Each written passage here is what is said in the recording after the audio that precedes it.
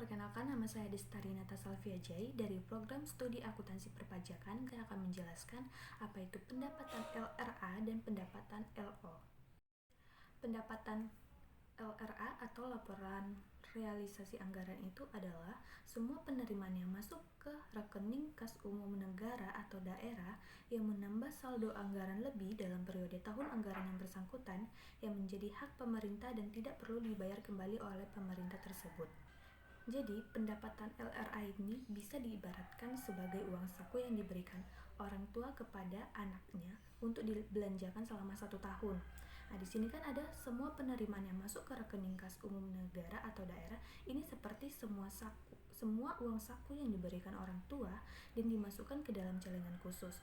Uang ini merupakan satu-satunya sumber dana yang bisa dipakai. Dan ada untuk menambah saldo anggaran lebih. Artinya, setiap uang yang masuk ke celengan tersebut akan menambah total saldo yang ada di dalamnya. Jika uang saku yang diterima lebih besar dari pengeluaran, maka akan ada saldo yang tersisa atau anggaran lebih ya.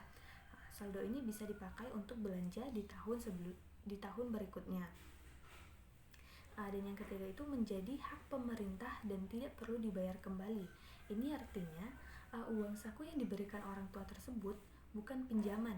Jadi pemerintah itu tidak punya kewajiban untuk mengembalikan kepada siapapun. Contohnya adalah uang dari pajak, retribusi, atau penjualan aset. Jadi dapat disimpulkan bahwa pendapatan LRA ini adalah seluruh uang yang diterima oleh pemerintah selama 1 tahun anggaran dan uang tersebut sepenuhnya menjadi hak pemerintah, bukan pinjaman yang harus dikembalikan. Uang ini akan digunakan untuk membiayai semua pengeluaran pemerintah seperti membangun jalan, sekolah, ataupun membayar gaji pegawai. Di sini ada prinsip utama pendapatan daerah. Yang pertama itu adalah basis kas. Ini adalah prinsip paling mendasar. Pendapatan itu diakui dan dicatat hanya ketika kas atau uang tunai benar-benar diterima oleh pemerintah daerah. Contoh, jika pemerintah daerah itu mengeluarkan surat ketetapan pajak kepada wajib pajak sebesar 10 juta, pendapatan ini baru akan dicatat dalam LRA saat wajib pajak tersebut benar-benar menyetorkan uangnya ke rekening kas daerah, bukan saat surat ditetapkan itu diterbitkan. Yang kedua itu ada asas bruto. Prinsip ini dia mengharuskan seluruh pendapatan yang dicatat secara bruto atau utuh tanpa dikurangi biaya-biaya yang dikeluarkan untuk memperoleh pendapatan tersebut. Contohnya, Dinas Pendapatan Daerah tersebut berhasil mengumpulkan retribusi sebesar 50 juta. Untuk proses penagihan, dinas tersebut mengeluarkan biaya operasional sebesar 2 juta dalam RRA. Pendapatan yang dicatat tetap 50 juta. Biaya operasionalnya 2 juta akan dicatat secara terpisah sebagai belanja. Seperti itu. Dan yang ketiga itu ada periodisitas.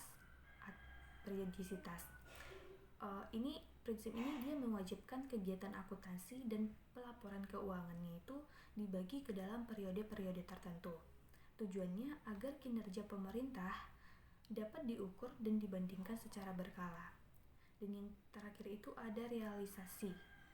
Pendapatan ini diakui ketika sudah terjadi dan bisa digunakan untuk membiayai belanja dan periode anggaran yang sama.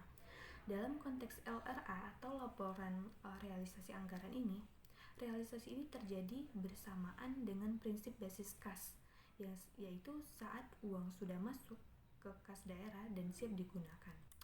Jadi dapat disimpulkan prinsip ini itu memastikan bahwa LRA dalam laporan adalah laporan yang jujur dan transparan yang hanya menunjukkan uang yang sudah benar-benar masuk dan siap dibelanjakan oleh pemerintah.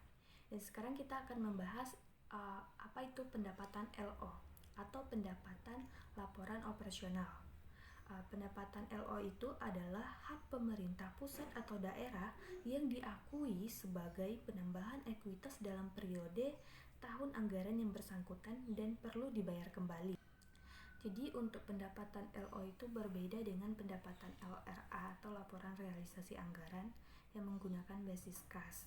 Untuk pendapatan LO sendiri, dia menggunakan basis akrual. Dia memiliki dua konsep utama. Yang pertama itu ada hak pemerintah yang diakui. Nah, ini berarti pendapatan diakui pada saat pemerintah ini memiliki hak untuk menagih atau menerima sumber daya ekonomi terlepas dari apakah uangnya itu sudah masuk ke kas atau belum.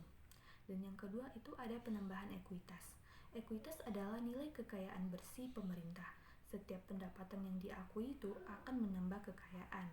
Jadi pengakuan pendapatan LO secara langsung itu meningkatkan nilai kekayaan pemerintah dalam pembukuan. Jadi secara singkatnya itu, pendapatan LO itu adalah hak pemerintah untuk menerima uang yang diakui sebagai penambahan kekayaan bersih pada saat hak itu timbul, bukan saat uangnya diterima. Nah, ini berbeda dengan pendapatan LRA yang diakui saat uangnya sudah masuk ke kas.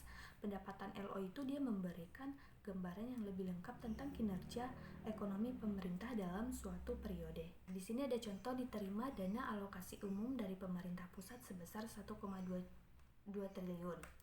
Untuk jurnal LO sendiri itu RK PPKD pada pendapatan transfer dana alokasi umum sebesar 1,2 triliun. Dan untuk jurnal LRA, dia adalah perubahan SAL pada pendapatan transfer dana alokasi umum sebesar 1,2 triliun. Jadi setelah kita membahas pendapatan, sekarang kita membahas piutang. Piutang itu, akuntansi piutang itu adalah proses pencatatan dan pengelolaan hak perusahaan untuk menerima pembayaran dari pihak lain yang telah menerima produk atau jasa tetapi pembayarannya itu belum lunas hingga periode pencatatan tertentu. Jadi ketika sebuah perusahaan menjual barang atau jasa secara kredit atau belum lunas ya, uang yang harus diterima dari pelanggan itu disebut piutang. Akuntansi piutang itu berfungsi untuk mencatat siapa saja yang berutang, berapa jumlahnya, dan kapan jatuh temponya. Yang kedua itu mengelola agar tagihan tersebut bisa ditagih tepat waktu dan melaporkan jumlah total uang pelanggan dalam laporan keuangan perusahaan.